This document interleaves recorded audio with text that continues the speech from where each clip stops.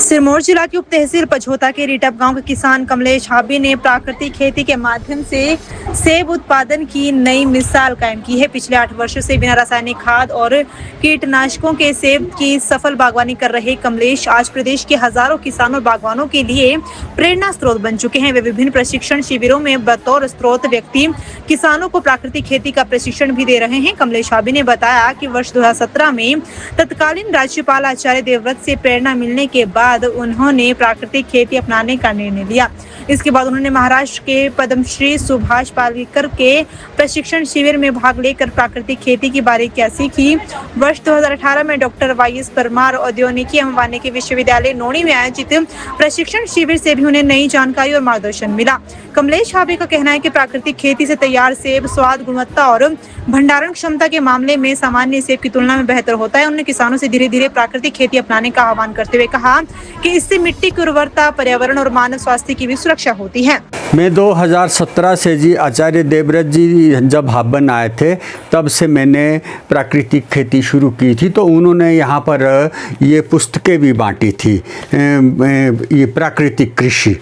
तो ये इस तरह की उन्होंने यहाँ पर सभी को एक पुस्तक दी। तो जब मैंने पढ़ी तो उसके बाद फिर 2018 में तो यहाँ पर डॉक्टर सुभाष पालेकर जी आए, वो आचार्य देवव्रत जी ने उनको लाया। तो और फिर यहाँ पर काफ़ी कैंप लगे हिमाचल प्रदेश में, एक हज़ार आदमियों का। तो मैंने भी 6 दिन का प्रशिक्षण शिमला में किया।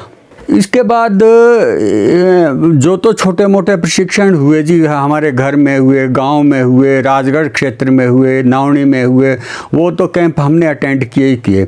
एक बड़ा कैंप मुझे एक तो इंटरनेशनल लेवल का सेमिनार मिला जो नावनी में हुआ, और उसमें 2 गवर्नर आए थे, और उसमें लगभग 6-7 देशों से बाहर से भी साइंटिस्ट, 100 के आसपास साइंटिस्ट आए थे। तो उस सेमिनार में हम भी थे।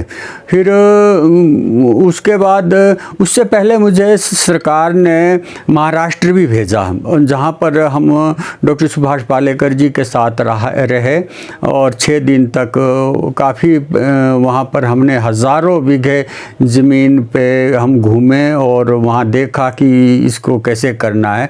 तब से हमारी शौक़ ज़्यादा बढ़ी। मेरा ज़्यादा विषय जो है जी वो सेब पर आधारित है, क्योंकि अगर बाकी लोग दूसरी फसलों पे काम कर रहे हैं, सेब पे बहुत कम लोग काम कर रहे हैं। लोगों में एक ये है कि ये सेब नहीं हो सकता नेचुरल फार्मिंग से, पर हमने करके दिखा दिया। आज मेरे गांव में जो मेरे पास सेब जो है वो औरों से ज़्यादा बढ़िया है, बढ़िया भी है और फसल भी ज़्यादा है अपेक्षा औरों के जो दूसरी पद्धति अपना रहे हैं उनसे ज़्यादा अच्छी फसल है मेरे पास इस वक्त। लगभग 1 साल से लेकर इस साल का अगर 2026 से लेकर के अभी भी जो लगाए हैं, और हर साल जो हम लगाते रहते हैं, तो 50 वर्ष तक के प्लांट भी है उसमें। तो लगभग 3 से 4 हज़ार प्लांट होगा। छोटा उसमें हाई डेंसिटी है, अल्ट्रा हाई डेंसिटी है, और बड़े भी है। तो अब हम इसका एक वो हिसाब, अगर आप इस सेब को देखेंगे तो ये इतना ठोस है सर कि क्या नाम इसको, ये देखो, ये जैसे पत्थर होता है, इतना हार्ड सेब है। ये नेचुरल फार्मिंग से तैयार किया गया है, और इसमें क्या नाम कोई रस्टिंग नहीं है इसमें। और अभी तो ये कच्चा है, अभी तो इसमें 1-1.5 महीने की कमी है। पर मेरा तो सेब बागवानों से एक अनुरोध है कि अगर आप लोग अपने को बचाना चाहते हैं, देश को बचाना चाहते हैं, और इस इंडस्ट्री को आगे कामयाब करना चाहते हैं, तो आपको हर हालत में प्राकृतिक खेती पे आना पड़ेगा।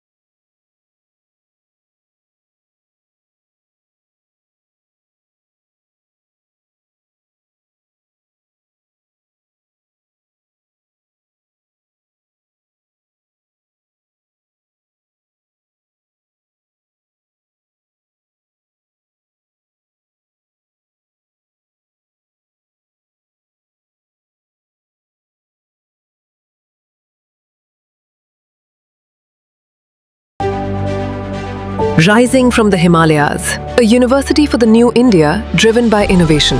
From cutting-edge research to leading startups, Shoolini students learn to shape the future. Shoolini University. Apply now.